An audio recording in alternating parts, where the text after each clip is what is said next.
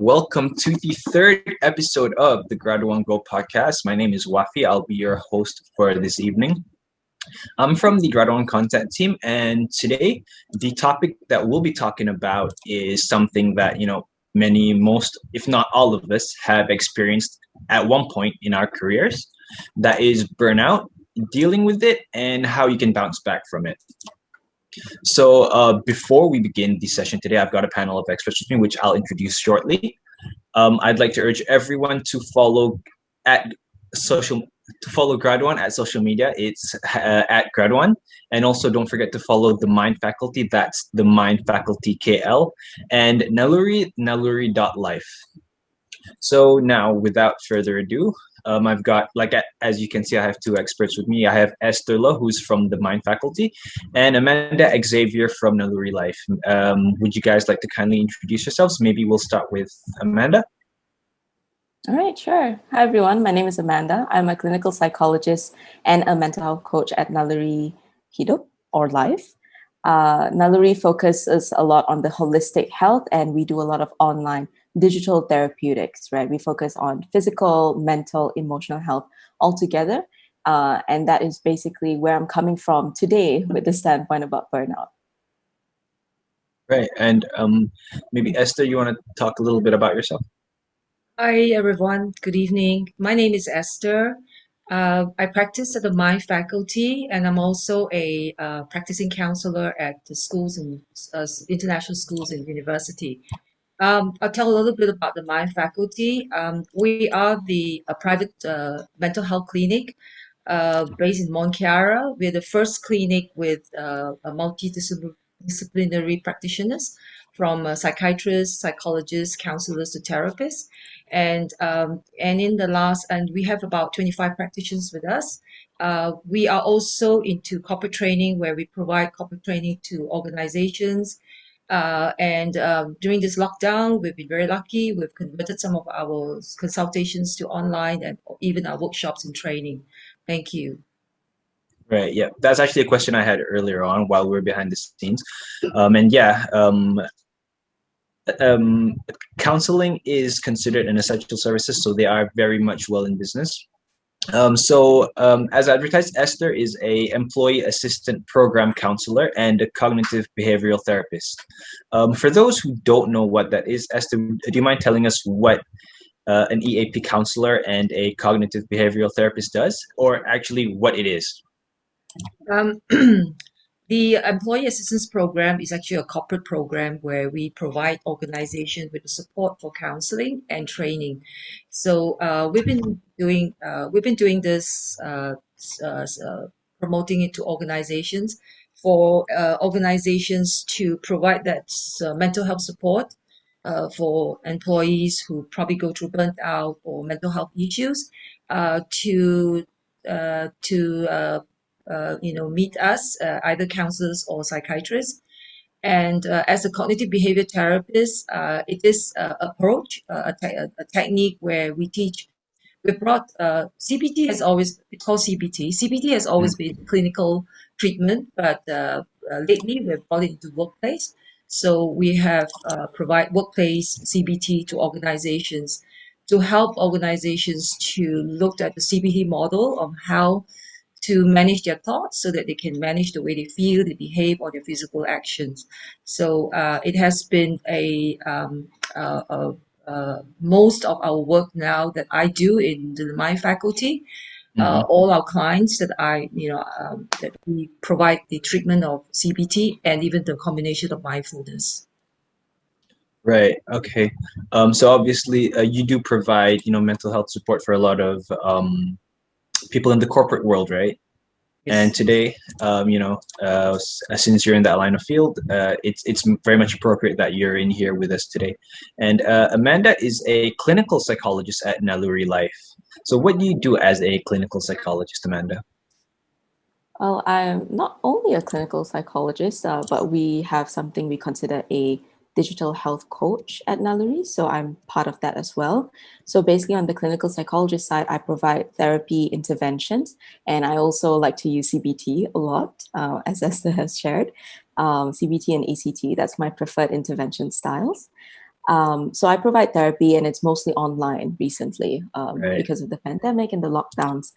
And with the mental health coaching part, we do digital coaching through Naluri. We have an app, and basically you have access to all types of coaches there. Your psychologists, you have dietitians, fitness coaches, and so on. So I'm part of that in helping guide members towards a healthier future. Right. Okay. So if your friends have missed the session, you can catch the version on Spotify that will be uploaded in the days to come. So burnout, of course, that's what we're here for today.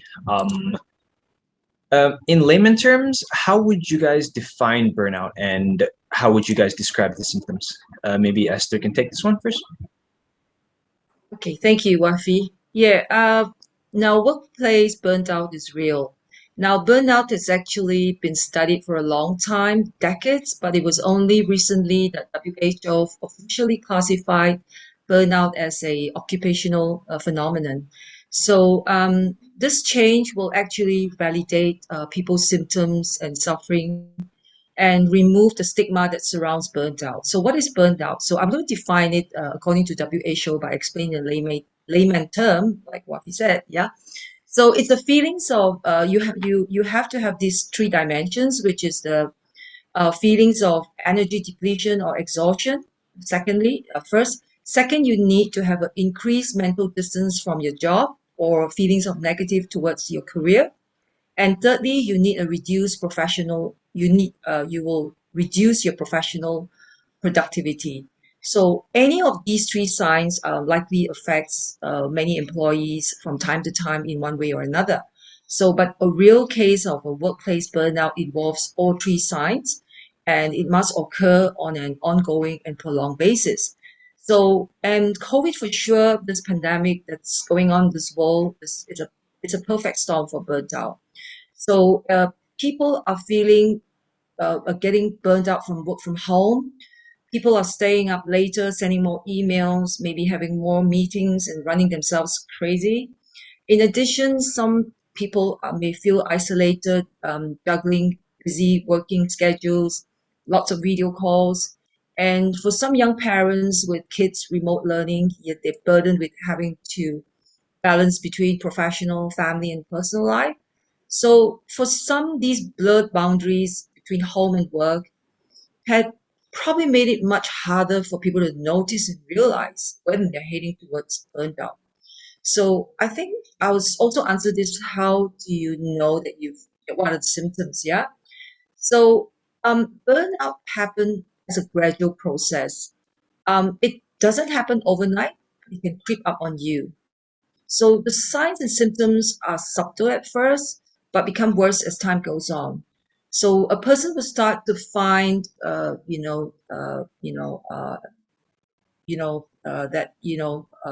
pay, they will start to see early symptoms as a red flag that something is wrong with me and I need to address it. So if you pay early attention and actively reduce your stress, you can prevent a major breakdown. But if you ignore them, you eventually burnt out. So it's important to deal with burnout right away when you feel it. So Right. it's much worse than ordinary stress. So burnout makes it challenging for people to cope with stress and handle day to day. If you're an employee experiencing burnout, you're in the state of emotional and mental exhaustion, and it's an excessive prolonged stress that you will feel overwhelmed, be emotionally Mhm. drained, you will withdraw from your responsibilities, take out, there's a lot of frustration and you probably be unable to meet the constant demands, and that's where your productivity will, be affected. So, yeah, and this stress, if continues, yeah, so the employee will start to lose interest and motivation at work. And at the same time, the person will feel negative about their tasks, and they will lack creativity at work. So it saps away the energy. It leaves employee feeling maybe helpless, uh, you know. And one of the things that burnt out is, if you don't handle it, eventually, it will feel like you have nothing to give, and you probably experience some kind of suicidal thoughts. Yeah. And I think what I want to more simply put is, if you feel exhausted, you start to hate your job, and you begin to feel less capable at work, you're showing signs of burnout. So you dread going to work, you don't gain any satisfaction. So that is probably a sign that your mental health could be affected, and it could lead to an onset of burnout. So I think that's my interpretation. Yeah. Okay. Yes. And Amanda, do you have another definition, or are you in agreement with Esther on this one? I'm definitely in agreement. I think it was all of the things that Esther has shared is definitely the definition of burnout. And it can, like, I think what you've just heard, it can be really, really difficult to deal with as well. I guess for Right. me, what I would use in terms of like a metaphor to explain to some of my clients about what it would be, I guess for the people listening here, is that, let's say you are a car, right? And you need fuel, you need petrol to keep going. Burnout is Okay. basically when you run out of petrol, but you still keep trying to start the engine, you keep trying to go. Eventually, there's going to be irreparable damages to the car and the engine Mhm. system.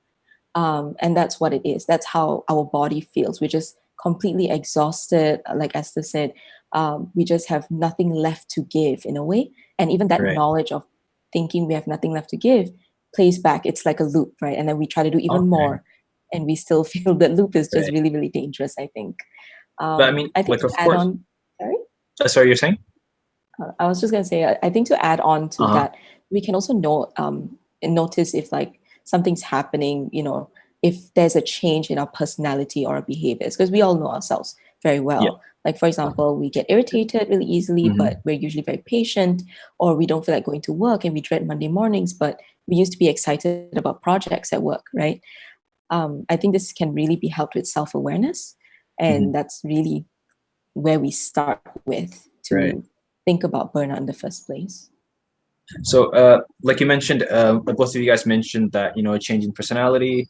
Um, Amanda mentioned a feeling of dread of having to go to work, in the morning. Those would be the early signs of burnout, right? And once we do see those red flags, how should we react to that? Or is there something we can do to, stop the train before it gets off the tracks?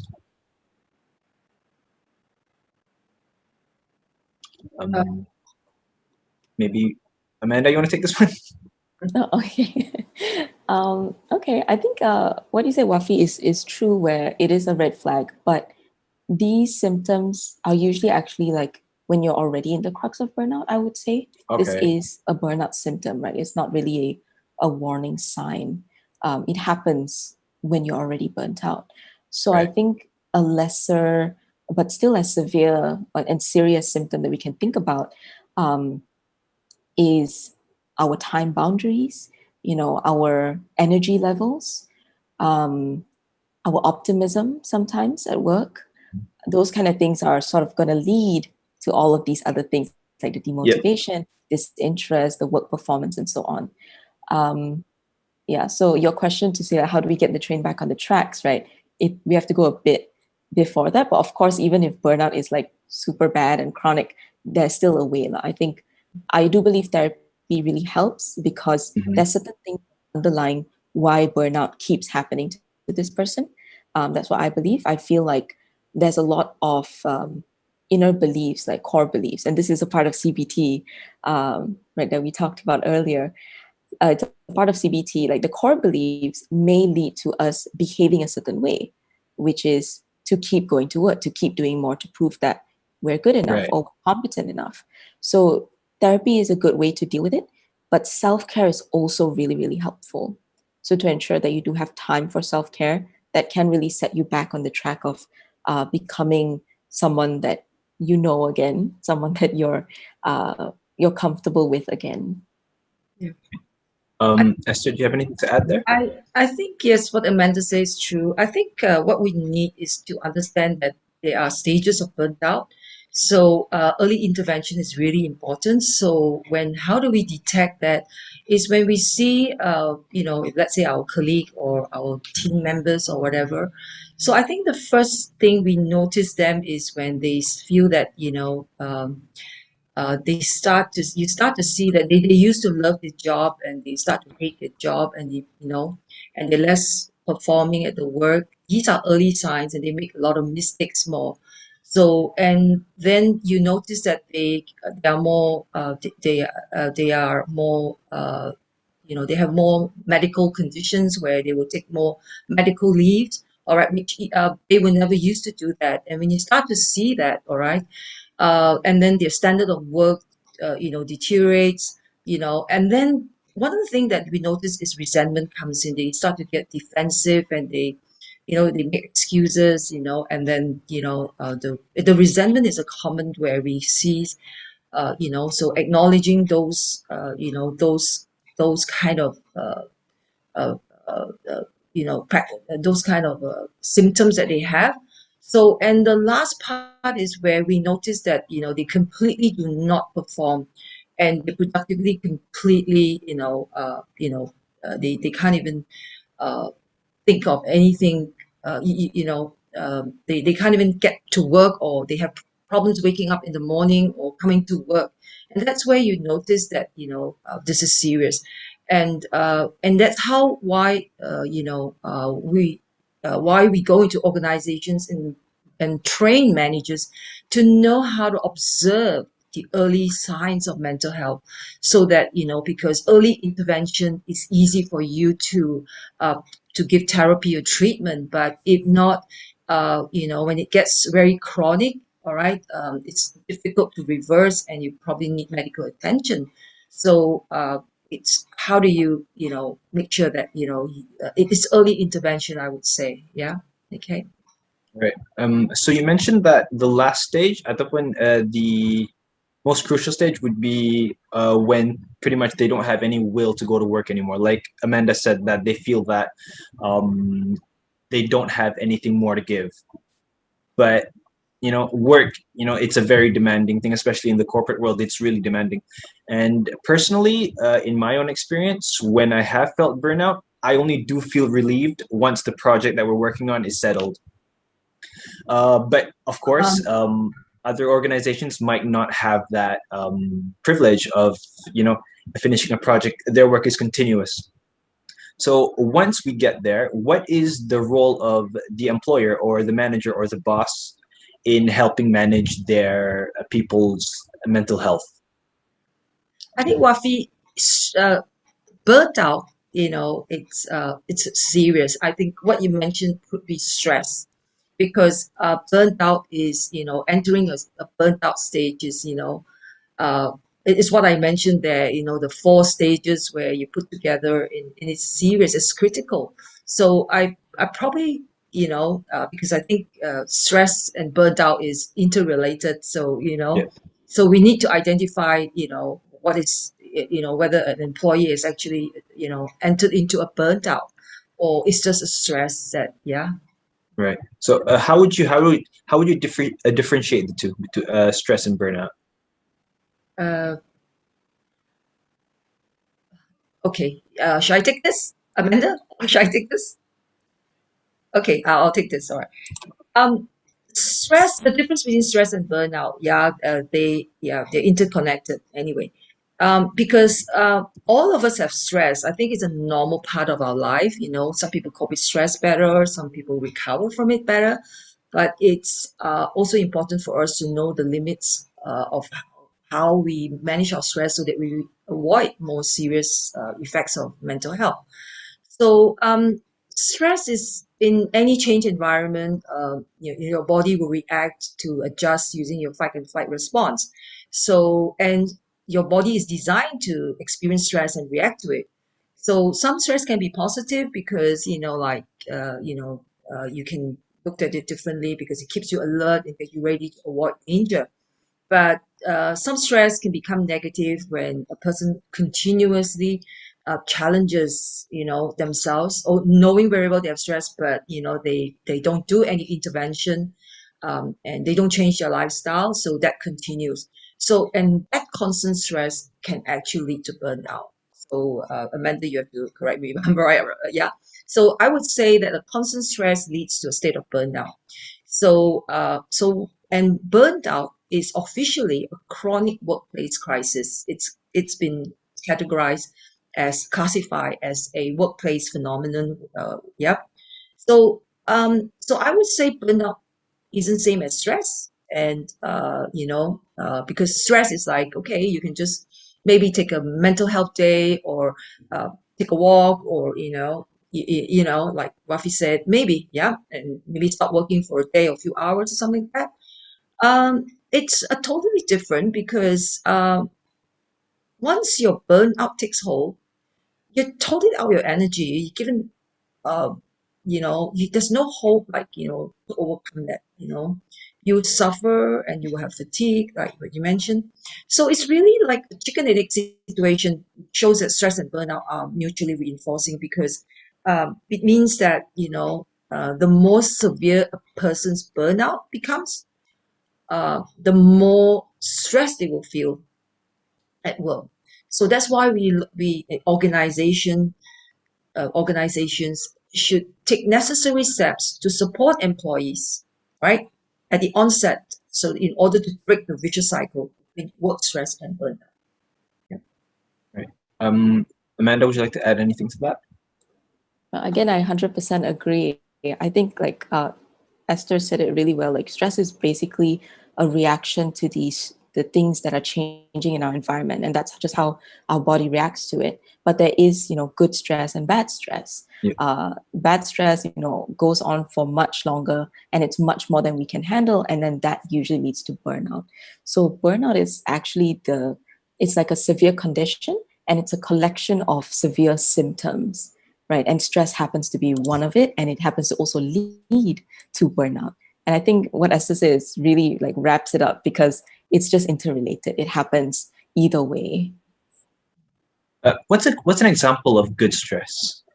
A daily example. Good stress could be something that helps us to feel like challenged and excited, to try our best. Like, let's say, for example, you're passionate about, and I'm only saying this because I'm recently into crochet, right? So let's say it's on TikTok all the time. So let's say you're passionate about crochet, and you're like, oh, I want to challenge myself to make a bag out of crochet, right? Oh, okay. That makes you feel like, oh, it's stressful because there's so much work to be done. Right. I need to look at the patterns. I need to spend time on it, but it's challenging in a good way. You want to achieve this goal. And that's basically what good stress is in a very, very like simple term. At work, it's probably going to be a project that you are passionate about, right? That you want to achieve the best for this eventually. Right. So you still push yourself to get it. Yeah. Right. Yeah. And Esther, do you want to add anything to that one? Well, I'm going to say, correct. We all get stressed. We were very stressed attending this 9 p.m. podcast. Good stress. I also got stressed. Yeah. So, yeah, understood. Okay. Yeah, that's a good example there. This is a good example. And I guess bad stress would probably be, prolonged projects like that, or how would you define bad stress? I think after this podcast, 10 o'clock, that's it, stress gone. But it prolongs, then something is not right, let's say. So yeah, okay. Is that your question, Wafi? Yeah, that does. Amanda, how would you define bad stress, and maybe an example of it, in daily life? Well, similar to what Esther said, I guess, in terms of like suddenly something just drops onto our plate, right? Like, let's say this podcast is going to be extended for like another hour until 11, right? That could be bad stress, because it's suddenly so sudden. It's not what we're prepared for, and we're like, okay, 10 o'clock, we're just going to go straight into our beds, right?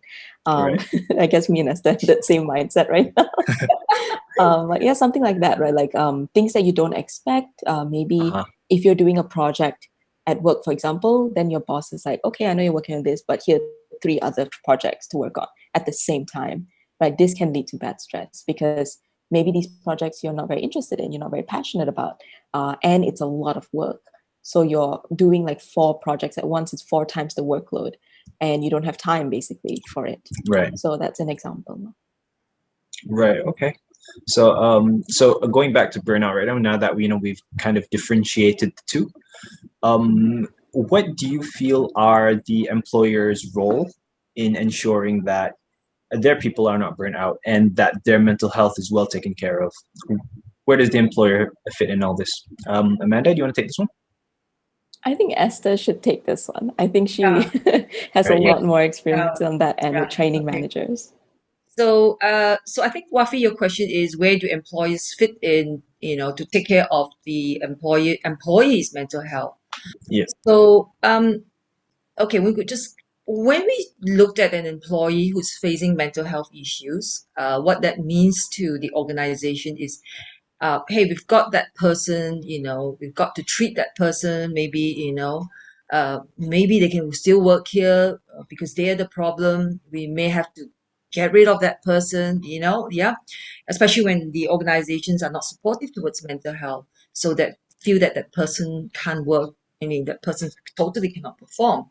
So, and it looks like it's that person's problem and not the responsibility of the organization that employs them. So what I like to say I think in Harvard Business Review I read that says that, the root cause of burnout do not really lie with the employee, it's the organization, right? And that's what organizations should do to just give prevention strategies earlier. uh, I know organizations are critical for success, but you need to be on the lookout on signs of burnt out, because especially when work from home, it's going to stay, or maybe even a hybrid model, all right? So employees have additional pressures, caused by the pandemic, work environment has changed, work culture have changed, there's a health concern there, and economic challenges. So, employees stress levels are even more stormy now, I think, So, and what employees can do is to, okay, maybe I'll talk about changing culture, because you need at the top level to change culture so that you can foster that environment, so that employees can speak openly about it. Because if you don't change at the top, all right, it must stop. That's what I need to say. It must start at the top of the organization to change the culture first. So, and then only you can focus on, maybe reducing discrimination or stigma against, the barriers. That's why employees don't step up and talk about it, because, because of the stigmatization that they may be discriminated. So by having that culture, you allow people to openly discuss about it without shame. And of course, then as organizations, then you will need to train your managers, all right, to help them to know, to be, to train them, to know what mental health is and what self-care is about. So you need to know, you need to be practicing yourself as a model before you can, manage your employees and help them with mental health. So training for managers to equip them, and of course train your employees to, to address the mental health issues in themselves, all right? And of course, lastly is organization supporting or budgeting into their, into a P&L, the employee assistance program, which I think not many organizations today are investing. But good to say that we've seen a lot more organizations have now opened up to it. But so then we go into the mental health support, where, employee assistance program, and also the insurance policy. So that's important. And all these will help the employees to be more open to talk about mental health concerns that they have. Yeah. Right. Okay. So from what you just explained, what I managed to take out is that the root cause of burnout is pretty much more with the employer than it is with the staff member. And the change kind of needs to happen from a top bottom kind of level. And of course, any stigma and should be removed, and the culture of open discussion about this should be, cultivated within the organization. Having worked in EAP for a while, what are some initiatives that you've seen that are quite, or have really caught your eye when it comes to mental health in the workplace? I think uh, one of the things that we see in organization is, um, they will invest in a mental health program, right? So it becomes a policy, all right? Mhm. But the leaders don't model it, right? So it becomes just a program there. So Right. we have a lot of organizations who sign up for EAP with us, but I think there's a lot more work to be done than just signing up a program and say, okay, here's the program. You all have this. If you have a problem, you have a mental health problem, you can call the My Faculty and book your appointment. But when you don't have an awareness and you don't have a change of culture, and I mean, the employees also have the stigma that, and that's where presenteeism happens, because even with mental health, they continue to go to work. So I think, it's about really about organization, the managers who have been trained to really support mental health for the EAP to happen. It's not just purchasing a program from us and say, okay, here's what we have. So it takes a lot more effort and a lot more awareness and education for people to feel comfortable to open up and come and see us, because it's a big thing, coming to see a counselor or a psychiatrist. Yeah. Right. Exactly. Yeah. Amanda, do you want to add to that? I agree with Esther. I think, the main thing about this is that some employers or leaders, I would say, they are not very understanding or aware of the stigma around mental health. So, I think what Esther said is very true. Like, they sort of expect that an EAP program is to come in and fix my employees. And then you take the lead, like you take responsibility for my employees. But that's not the truth at all. Because once this program is over, right, your employees are still your employees in that organization. So it's very, very Of course. important for it to be top down, right? To have a leader that isn't prejudiced about mental health, I think it makes a huge difference, because if there are any team members or employees who have mental health issues, there's no stigma, there's no fear in the Yeah. workplace to even talk about it, to even say, I need a mental health day, right? I Right. think that's something that nobody talks about really in this day and age, even because it's such a taboo thing, especially in Malaysia, right? I'm not sure if you guys have heard about this. There was a survey done in the US. I don't have the exact data, but apparently about 40% of the respondents have thoughts about resigning or have resigned because of how badly their employers handled the pandemic, right? And I think that is a very, very important thing to note for any employers here who are watching also, if there are any. Amanda, I need to tell you this, okay, because this is what is happening, especially Mhm. with dealing with the millennials and the Gen Z, all right? Their mental health is more important than their work. And they are quitting without even a job because my mental health is at stake. And that's what's happening now. And that's why organizations are jumping on the bandwagon to, I even have CEOs or leaders of organizations sitting in my talk for 4 hours, half a day on mental health. So they are recognizing that these group of Gen Z and millennials are, they value their work-life balance, or their, yeah. Exactly. So yeah, and unlike the baby boomers or the Gen X, they handle the work from home better than the Gen Z and the millennials somehow. Yeah.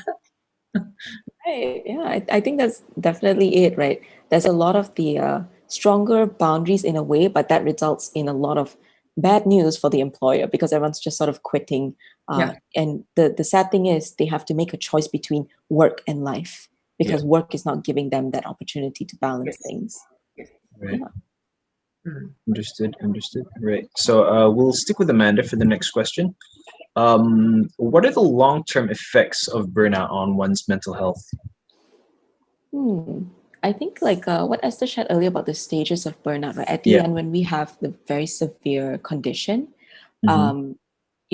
there's so many things that could be a result of that because burnout doesn't usually if you don't resolve it, it's not just a one-time thing. It happens over and over again. even if you quit this job and you go to the next job, you're going to keep having burnout, right? If you don't know how to handle it. And I think when it comes to mental health long term, there could be a chance of this becoming something even more severe, like a depressive disorder, anxiety disorder, stress related disorder, or also resulting in a lot of chronic pains or aches. Some people get chronic migraines they don't Okay. know why, but probably it's because you've been having burnout for so long, not even dealing with your own physical health. So long term, it's pretty bad if this doesn't get resolved earlier on. Plus, it also affects their ability to perform at work, affecting their chances to get another job or a better position or career advancement because they're not even performing well. And that, plays back, like I said, with the loop, plays back into our own beliefs about ourselves, about what can we do, what are our skills. And then eventually at the end of the day, if you just don't believe it, and you believe that there's nothing you can do to change it, there's a lot of helplessness, which also is a very, very vulnerable place. You can fall into very deep depression as well. So eventually I think that's just a lot of long-term mental health effects from this. So you did mention earlier on that one way to cope with this is a self-care. Mhm. And how would you define self-care for those who are unaware of that? Is it just having me time, having time alone by myself, just being away from work? Is that what self-care is? I would say self-care, okay, the general term, I know it's going to sound really redundant. It's basically taking care of yourself, right? But that means to do things that are both necessary and enjoyable, right? And necessary things include stuff like exercising regularly, eating healthy, maintaining your time boundaries, not working overtime. Also setting up like your dentist, your doctor appointments, not missing them out, taking care of your personal hygiene, all these kind of things. And then the enjoyable stuff comes in with like your hobbies, spending time with your support system, your friends, your family, and all of these things that make you feel happy. So it's a combination of both. And I think to even get to that point, there needs to be a discussion about how do we even have time for this, right? Bringing it back to boundaries, bringing it back to what is leading to our boundaries being so rigid right now that we can't even establish time for ourselves to have self-care. Right, right. Yeah. So you mentioned that, the necessary things first, like our health, has to come into play before the things that we kind of want to do. But not Does Esther? necessarily. I think it can be a combination. As long as you Okay. have both, that's great. Okay. Understood. Yeah. I think Esther, were you about to say something about that? I think I would say practice self-care. That's Mhm. very important. Yeah. But I think what I want to say is people should create what we call a mental health toolkit. All right, their own mental health toolkit, because it's like a first aid box at home. We've got all those things ready there. Just in case something happens. And that's what I would always share about. People should create their own mental health toolkit. And what Amanda says in the mental health toolkit, it would be, yes, a healthy lifestyle. That means your eating, your sleeping, and your exercise pattern should be there, and also maintain some social connection. But one of the things that I would like to bring into the mental health toolkit is, because stress is going to be a part of our life forever in our life, all right, as long as, yeah, so people should learn long-term coping skills. All right, people do have short-term coping skills. They call it happy pill. Go for a drink with your friend, or have a movie or a Netflix or a YouTube. All right, but a lot of people, a lot of my client that I notice, that they don't have long-term coping mechanisms, and that's why when they're stressed, all right, they can't cope. All right, so, and that's where I would like to advocate mindfulness, and of course the cognitive behavior technique and breathing technique.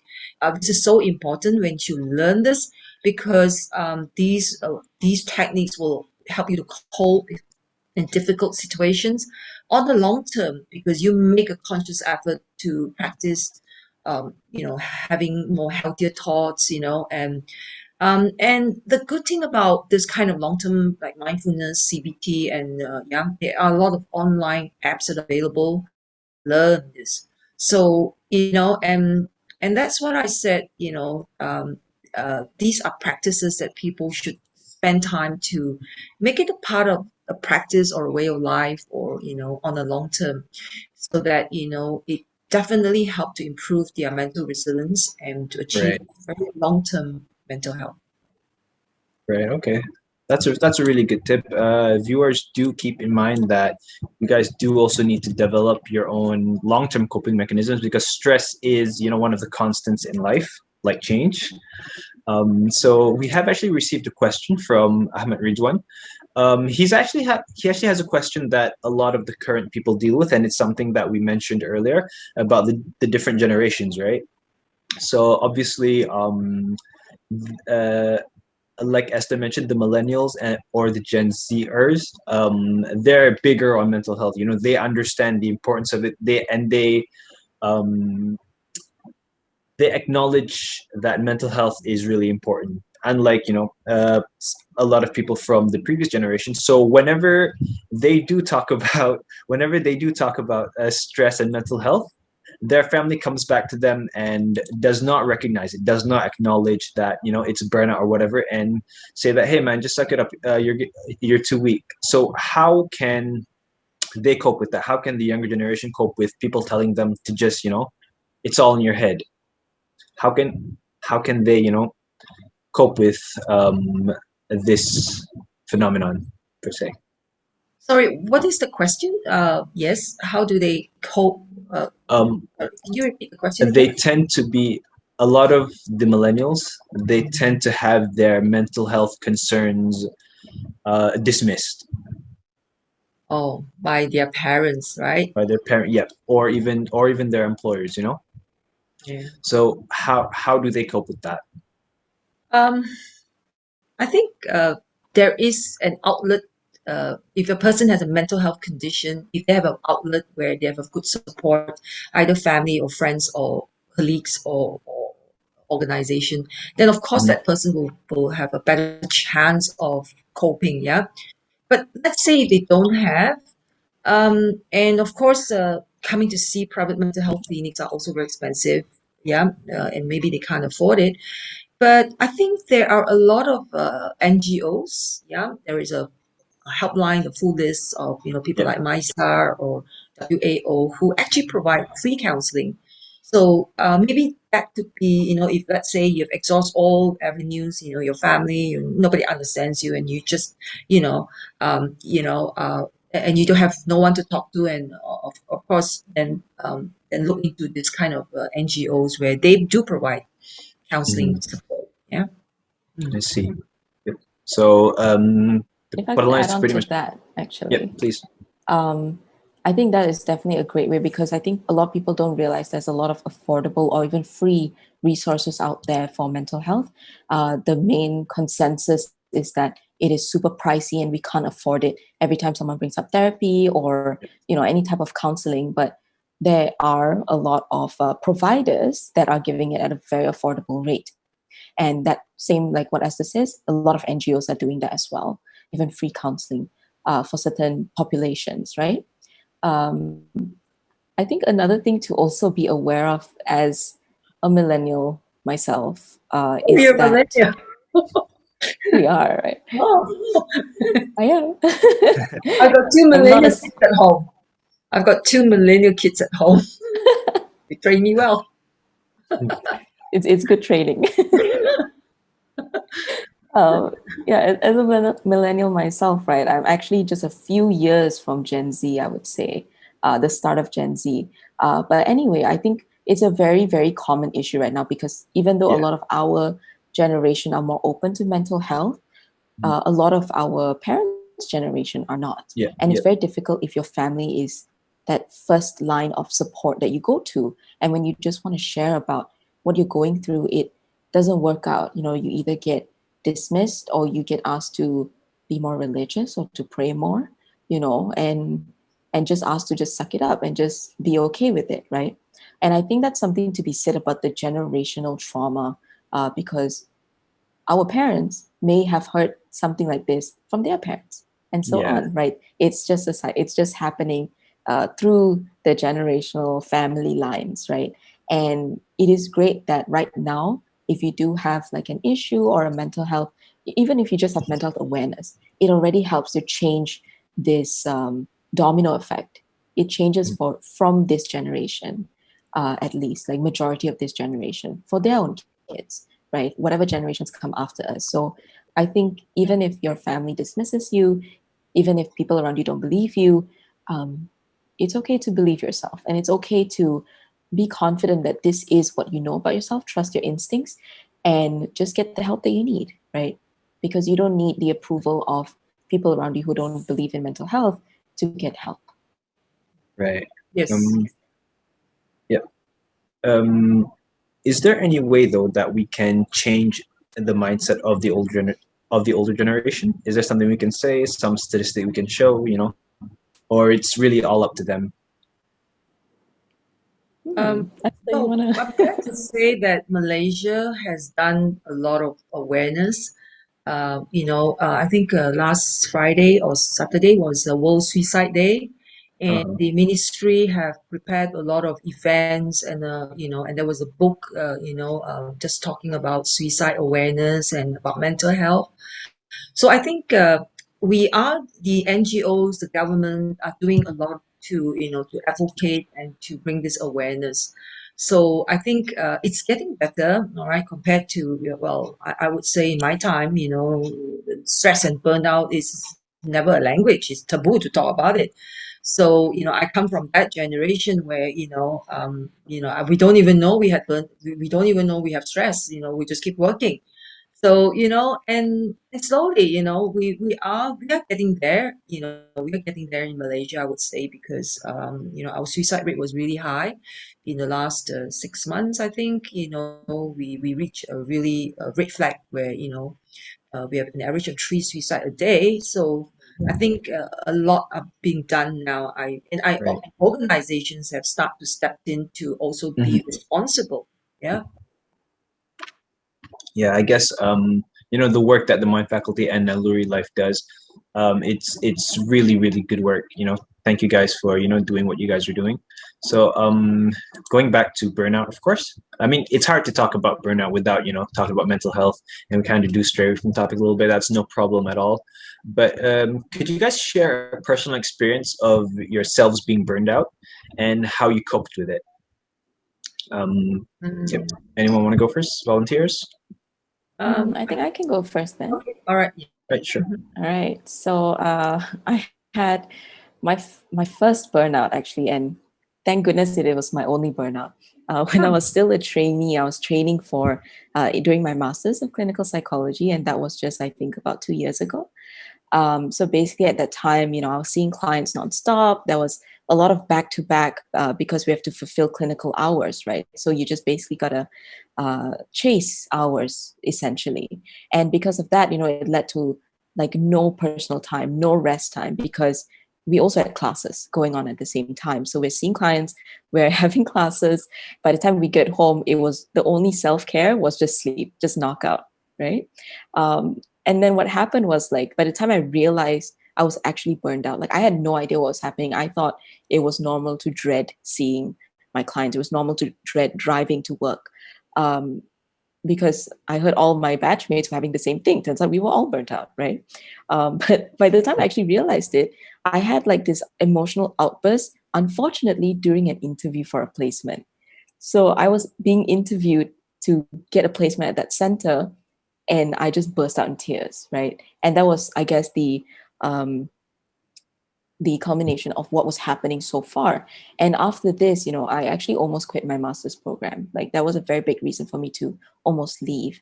And then I knew I had to take a break because, dreading seeing clients was not really normal, and it's not going to be productive or helpful for myself or them. So I also took a break for about a month. I had the opportunity, I would say the privilege at the time because I was just a trainee. So taking a break it just means extending my master's program, right? And then during that time, I also went for therapy. So I was actually able to uncover what led to my burnout, which was, a mix of no self-care plus the beliefs I had about myself to keep pushing and make sure that I was able to complete my master's on time, make sure that I was good enough to prove to people. That led to a lot of, I guess, perfectionism, a lot of striving for more. I would just accepted clients no matter what. And that was one of the reasons that I had a very bad burnout at that time. There was a lot of negative emotions, irritability. I think my family also noticed that I wasn't myself. already by that time. So through therapy and this 1 month break, slowly I got back on track. It wasn't just a 1 month and I was completely fine. It was like ongoing for the rest of the year until I think maybe about last year, I really got back to 100% of who I really was and who I was before. So I think, although I've experienced moments since then that were close to burnout, because I already went through something like that, I've managed to prevent it before it gets bad again, because I know what to do this time. I think, like what Eshter shared earlier, I have like a mental health toolkit, right? I know what are my coping skills. I know what's my self-care. I know what works. I know what doesn't work. And that really, really helps me to just know what's happening and also prevent it.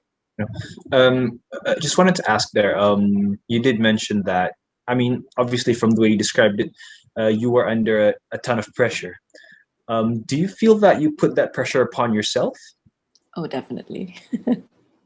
Definitely. Right. I had certain beliefs about myself at the time, and it was just going to be strengthened by proving it with the masters, becoming a clinical psychologist. It was just going to prove it. And I think that was definitely the expectation I had on myself. I know my parents did not push me that hard. They were actually pretty fine with what I was doing. So I'm really grateful for that. But I think a lot of it was my own expectations. Right. Thank you for sharing that, Amanda. And Eshter, would you like to share, a story of when? Yeah, I think my story is it's a long time. I think I was starting my career. I was a mother of two growing up kids, and now my kids are working. They're building their career now. So, and I was actually then juggling with motherhood and was very, very busy building my career, and my job requires me regular business travel. So, well, that time was exciting, it sounds, but it became my source of stress. So, when I was young, I saw my mom struggle really, really hard, and I wanted something else in life, another type of life. So I planned to get a university degree, travel the world. I wanted all these, find an interesting job, make a career, find good and supportive husband, have kids, a girl and a boy. I mean, then it was quite normal things, but I don't think the millennials think about this anymore. So, right. And it was. So I must say I was lucky. I got most of what I wanted, but I had to pay a price for many years without being aware of the consequences. So for many years, I was experiencing many physical and mental symptoms that I basically ignored or I was ignorant then. All right. Like that time nobody talks about stress. So, but I noticed that my body and my mind, was always telling me to slow down, but I did not listen to those warnings. So I stressed myself. I had problems sleeping. I had loss of appetite. I even had problems concentrating. I wasn't happy at work, but I tried to continue living the way, and it sort of become an autopilot, and I keep on going. So, but my physical health took a turn for the worse when my menstrual cycles non-stop bleeding, and on one overseas trip, I just blacked out. I don't know what happened. I woke up and that's it. Next morning I was fine again. So, eventually it took me a few visits to the specialist doctor to realize I had to make a change to my life, and that's what I did. Now, those days, nobody talked about stress or burnt out or mental health. So you just, walked away, you just leave the company in silence and never talked about it. So, and that's what I did. I was clear that I needed a change. So, and that's what I did. But I made a very drastic change. Then you don't have therapy, you don't have mental health, support or anything. So I made a drastic change myself. I took up an unpaid sabbatical leave myself. And of course, I went to pursue my master's in counseling, and that's where I am today. So, but I would see okay, then, all right, it's different now where you can have therapy. Then we didn't. So we changed our environment and we handled it ourselves. All right. So, but then my burnout was a blessing in disguise because, and that's where I am today. So and that's where I built my passion today. All right. So, and that's my experience. So we were not lucky to have therapy then. So Right. Just for context, how long ago was that? I will tell you my age, my dear. Okay, I have two grown-up kids. They are millennials. So imagine, and it happened in my mid-40s, when you're going at the peak of your career. Right. Yeah. Okay. Understood. Okay.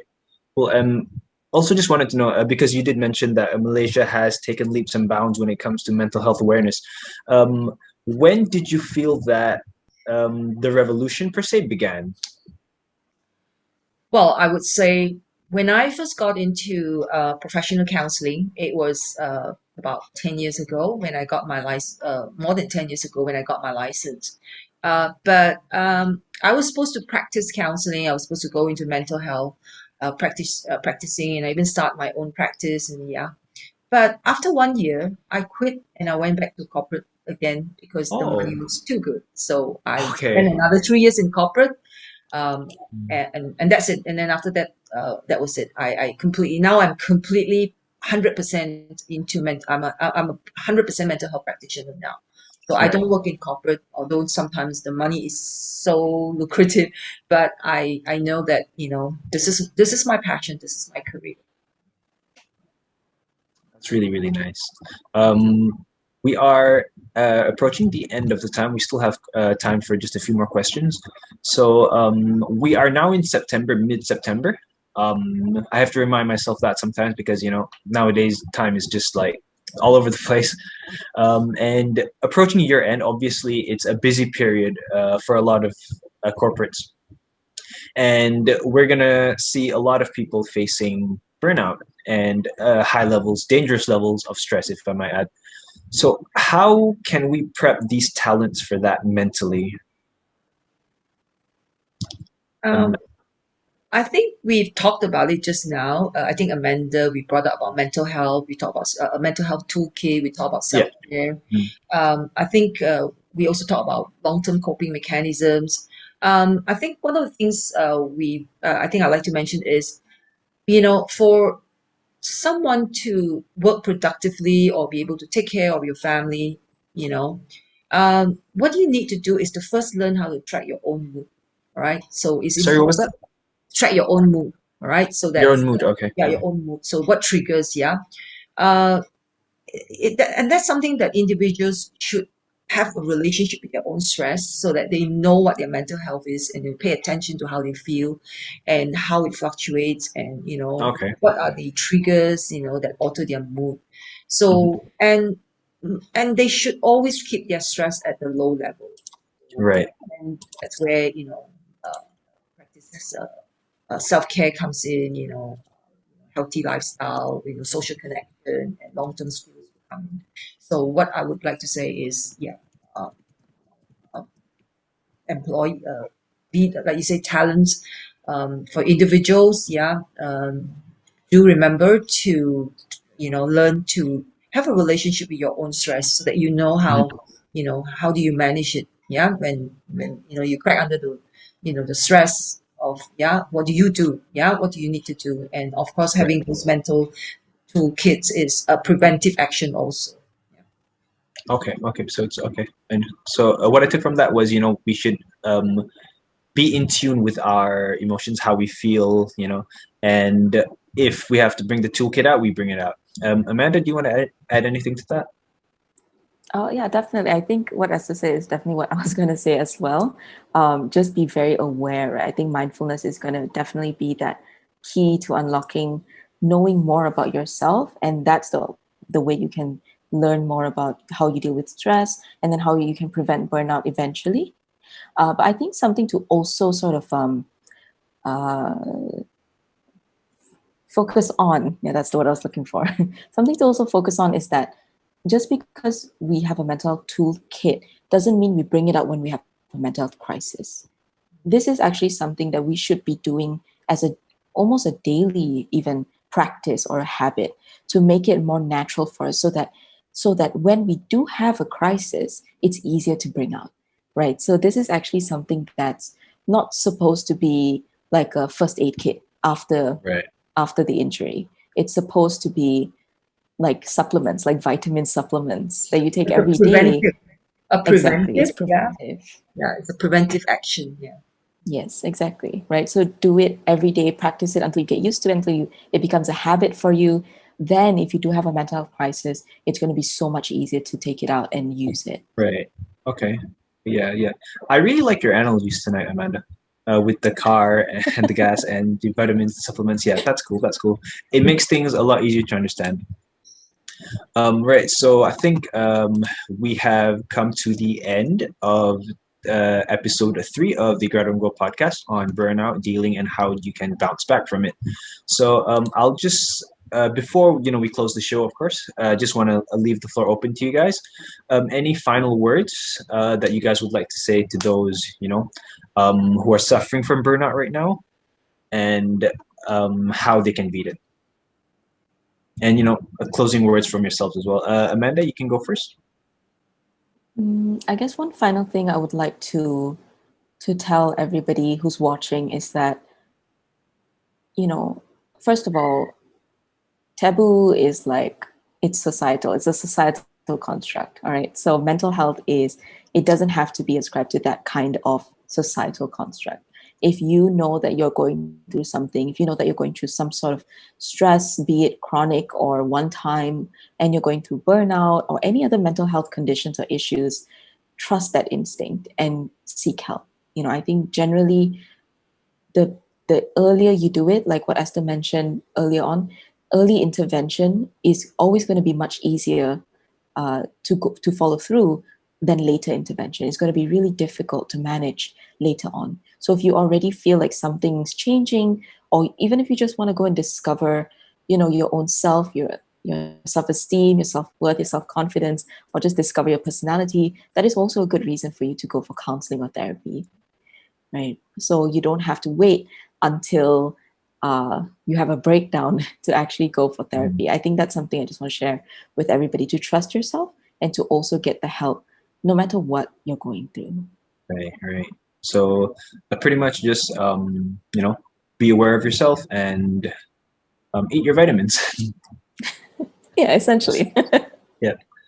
And Esther, closing remarks from you? Okay. What I'd like to say is to those people who are listening, whether you're going into the work office now or you are working from home or hybrid model, the pandemic has probably changed the way you work, and that's true, definitely. So you probably have a lot of fear and anxiety and some other strong emotions, and it can be quite overwhelming. And definitely, if it's not handled, then that stress can lead to your burnt out. So how you cope with these emotions and stress can affect your general well-being. So yeah, and it's the well-being of yourself, your family, and your community at your workplace.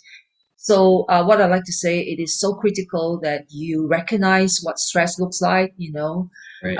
And take steps to practice self-care, long-term coping skills, learn them, practice them, and make them a way of life, right? And manage your job stress well, and lastly, I would say know where to go to seek help, right? Whether you go to your friends or your colleague or your organization, or if not, seek professional help, because once it becomes too overwhelming, so and that's where you definitely need help, and not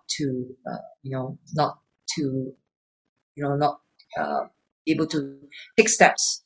So that's what I want. Great. Right. Thank you very much, Esther. Thank you very much, Amanda. And thank you to our listeners and viewers tonight for tuning into the 3rd episode of the GRADUAN Go podcast. This episode will be up on Spotify, so do tune in. Thank you guys so much. And don't forget to follow the Mind Faculty KL on Instagram and Naluri.life on KL, as well as Naluri.life on Instagram, as well as GRADUAN on Instagram. Yep. So it doesn't matter how fast you go, as long as you keep going. Thank you guys very much, and we'll see you later. Thank you. Good night. Everyone, good night.